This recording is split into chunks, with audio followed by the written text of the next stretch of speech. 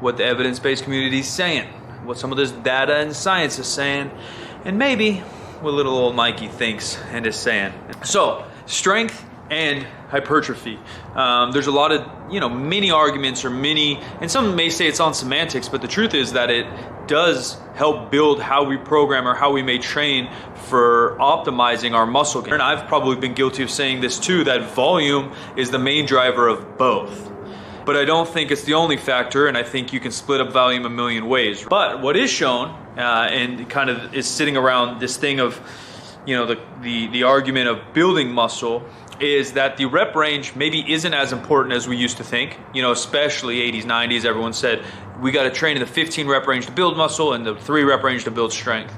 But the truth is, and what I believe to be true, and how I program all my hypertrophy and aesthetic building muscle, is how close to failure we get, which is also a term called intensity, but I literally mean going towards failure. The other big difference in the powerlifting versus bodybuilding conversation is exercise variation.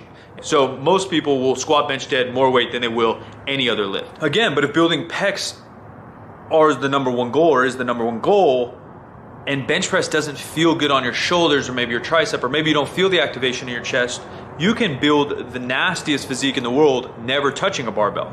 You can get close to failure, train to failure on flies, machines, dumbbells, plate loaded, cables, maybe even push-ups.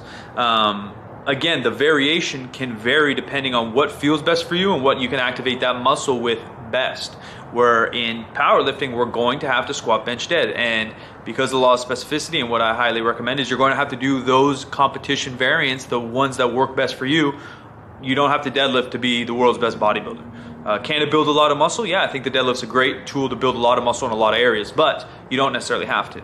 Now, I tend to get closer to failure on those isolation or the smaller muscles, right? The smaller muscles in isolation is going to take less general fatigue and less CNS fatigue. The bicep or preacher curl at the end of a couple sessions a week, I can get a lot of hypertrophic response to my biceps without absolutely blowing my load and not be able to move around the next day. Whereas if you're squatting to absolute failure multiple times a week, chances are you're going to regress. You're going to go backwards. Strength athletes, powerlifters, strongman weightlifters, you're a performance athlete.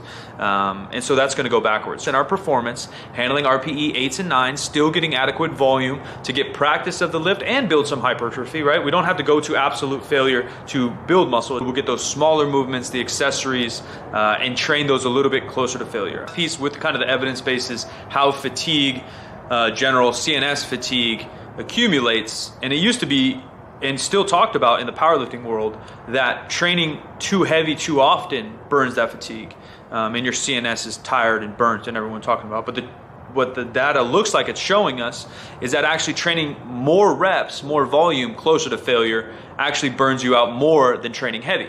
So singles, doubles, triples don't burn out your CNS or the general fatigue as bad, or as much or as long as if you are doing, again, squats, sets of 10, 15, close to failure, deadlifts, high reps, bench high reps, whatever exercise, higher reps, more volume will burn you out longer term. I'm out of here.